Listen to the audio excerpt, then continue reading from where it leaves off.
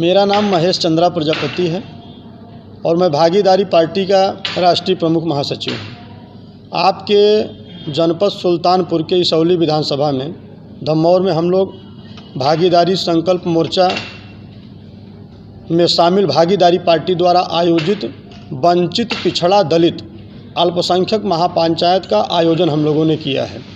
और ये महापंचायत उत्तर प्रदेश के हर जनपद में हम लोग निरंतर एक महापंचायत लगा रहे हैं कि 2022 में उत्तर प्रदेश से भारतीय जनता पार्टी को भगाना है।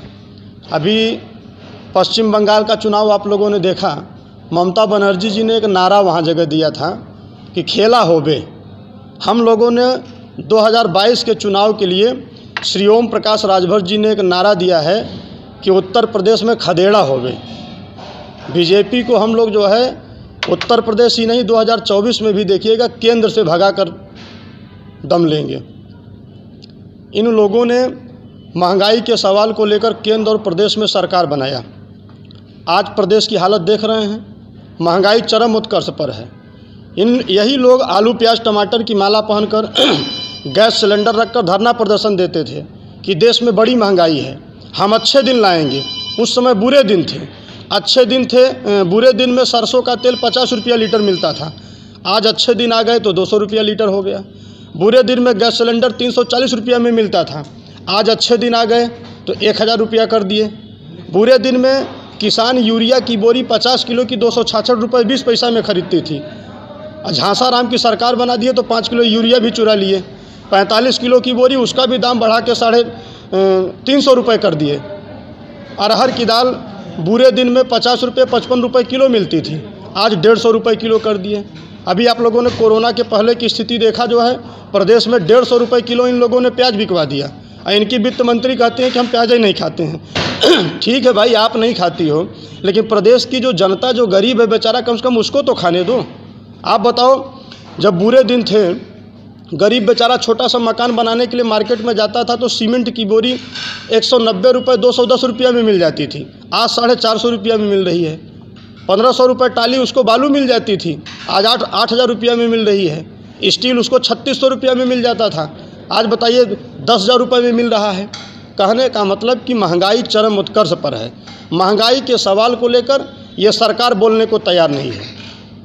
न तो लोकसभा में कोई चर्चा होती है महंगाई के सवाल को लेकर, न तो प्रदेश में विधानसभा में कोई चर्चा होती है। जब महंगाई की बात करो तो लोग महंगाई से दूर भागते हैं। इनको केवल हिंदू मुस्लिम चाहिए, भारत पाकिस्तान चाहिए। ये केवल देश की जनता को बांटकर सियासत करना चाहते हैं। इसी का पर्दाफाश करने के लिए भागीदारी संकल्प मोर्चा हम लोगों ने बड़े भाई अखिलेश यादव के साथ जो अलायंस किया है, इसीलिए अलायंस किया है कि 2022 में इनको सत्ता से बेदखल करके बाबा जी को वहाँ भेजने का काम किया जाएगा जहाँ से ये आए हैं, जहाँ से भीख मांगने की ट्रेनिंग दी जाती है।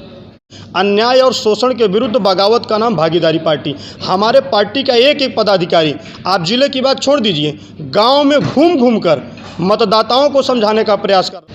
हमारे यहाँ सीटों की लड़ाई नहीं है, ठीक है। और ये भी विश्वास दिलाते हैं कि इतनी हिस्सेदारी मिलेगी कि कोई व्यक्ति ये नहीं कह सकता कि मुझे हिस्सेदारी नहीं मिली। अगर संविधान बचाना है, इस देश को बचाना है, गरीबों को बचाना है, नौजवान साथियों को रोजगार देना है, किसानों को बचाना है, तो इस प्रदेश से भाजपा सरकार को भगाना है। हम लोगों ने एक नारा दिया है कि जब तक भाजपा की विदाई नहीं तब तक कोई ढिलाई नहीं। समाजवादी पार्टी गुंडों की पार्टी है, इसके बारे में भारतीय जनता पार्टी है। अच्छा ये बताएं, कौन पार्टी गुंडों की पार्टी नहीं है?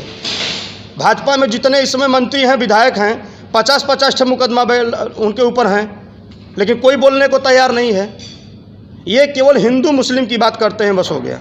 अभी मंत्री हमारे श्री ओम प्रकाश राजभर जी मुख्तार अंसारी से मिल जाते हैं, तब इनको गुंडा दिखने लगते हैं। बाबा जी से बड़ा गुंडा कौन है बताइए? खुल्लम खुल्ला कुल साढ़ घूम रहे हैं। ये कहते हैं कि जो है हमारे डर से सारे अपराधी प्रदेश छोड़ के भाग गए हैं। जब भाग गए तो सेंगर जैसे लोग जो है, अभी आप लोग हाथरस की घटना आप लोगों ने देखा, अगर आप लोगों ने सच्चाई नहीं दिखाया होता तो उसको न्याय नहीं मिलता पीड़िता को। किसानों को देखा, कुचल दिए। और उसी सरकार में बैठा मंत्री, अभी बांदा कृषि विश्वविद्यालय में 13 असिस्टेंट प्रोफेसर की वैकेंसी निकलती है, 11 ठाकुर जाति के भरे जाते हैं। और एक मंत्री के भाई को जो है असिस्टेंट प्रोफेसर। इन मुद्दों को आपकी पार्टियां उठाती क्यों नहीं? क्या बात करते, कौन कहता कि नहीं उठा रहे हैं? हमने कहा ना कि उत्तर प्रदेश में हमने, कहीं नजर नहीं। अरे सर आप कैसी बात कर रहे हैं कि आंदोलन नज़र नहीं आ रहा है? मथुरा जन्मभूमि को लेकर विवाद चल रहा है। देखिए, जब चुनाव आता है तो इनको जो है धार्मिक चीज़ें ज़्यादा दिखाई देती हैं। ये केवल वोट लेने के लिए एक प्रोपोगंडा बना रहे हैं। अभी ये राम जन्मभूमि के लेकर मामला क्यों चल रहा था अयोध्या में, बताइए। मंदिर हम लोग विरोध नहीं कर रहे हैं, स्वागत करते हैं। अयोध्या में राम मंदिर बनना चाहिए, लेकिन राम मंदिर बनेगा तो पिछड़ों दलितों को क्या हिस्सेदारी मिलेगी? उसमें जो न्यास की कमेटी बनाई गई है 11 लोगों को, उसमें एक भी पिछड़ा नहीं है, एक भी दलित नहीं है। मंदिर बन के जब तैयार होगा तो वहाँ पुजारी पिछड़े दलित बनाए जाएंगे कि हम लोग केवल माल चढ़ाने के लिए बने हैं वहाँ? एक सवाल ये कीजिए, जब तक आप बीजेपी के साथ थे, जितना आरोप लगा रहे हैं, क्या उस वक्त नहीं था? देखिए, बीजेपी के साथ हमारा जो अलायंस था श्री ओम प्रकाश राजभर जी का, हमारा अलायंस केवल इस सवाल को लेकर था कि 2017 में जब भारतीय जनता पार्टी की प्रदेश में सरकार बनेगी तो बिजली और पानी मुफ्त देने का काम किया जाएगा, प्राथमिक स्तर से लेकर परास्नातक तक की शिक्षा मुफ्त देने का काम किया जाएगा, प्रदेश में शराब बंद किया जाएगा, 27% ओबीसी के आरक्षण में 3 कैटेगरी बनाकर उसका विभाजन किया जाएगा, 22.5% SC/ST के आरक्षण में विभाजन किया जाएगा। राघवेंद्र सिंह की अध्यक्षता में सामाजिक न्याय समिति बनाई गई, समिति ने सरकार को रिपोर्ट सौंप दिया तो बाबा जी कहने लगे कि अब विभाजन कर देंगे तो पिछड़े दलितों की वोट हमारी बट जाएगी। कहने का मतलब कि राजनीति केवल वोट के लिए हो रही है। जब राघवेंद्र सिंह की अध्यक्षता में सामाजिक न्याय समिति ने रिपोर्ट दे दिया तो आप उसको विभाजन क्यों नहीं करते हो? जितने मुद्दों को लेकर समझौता हुआ था, बीजेपी ने एक भी मुद्दा पूरा नहीं किया। जब हमारे मुद्दा ही पूरा नहीं किए, देश में पहला इतिहास है, बाबा साहब BR अम्बेडकर जी ने पिछड़ा वर्ग आयोग के गठन को लेकर इतने बड़े कैबिनेट पद से इस्तीफा दिया था। उसके बाद दूसरा व्यक्ति पिछड़े दलित अल्पसंख्यक की हिस्सेदारी के सवाल को लेकर अगर कैबिनेट से इस्तीफा देने का काम किए हैं तो उनका नाम श्री ओम प्रकाश राजभर है। बीजेपी के साथ कितना दिन लगा आपको ये समझने में झूठा पार्टी साबित करने के? देखिए, हम तो भाई पहले भी करते, जब तक अटल बिहारी वाजपेयी थे तो बीजेपी भारतीय जनता पार्टी थी। अटल बिहारी वाजपेयी के जाते मान ही बीजेपी भारतीय झूठ पार्टी हो गई। इनके कथनी और करनी में बड़ा अंतर है। ये पिछड़ों को केवल यूज एंड थ्रो वाला समझते हैं। जब वोट लेने की बारी आ जाएगी तो बड़े बड़े सपने दिखाकर उनको साथ में ले लेते हैं, और जब सरकार बन जाती है तो उनको बाहर भगा देते हैं। पूर्वांचल में श्री ओम प्रकाश राजभर जी ने 125 सीटों पर बीजेपी को जिताने का काम किया था, और देखिएगा इस बार पूर्वांचल में इनका खाता नहीं खुलने देंगे।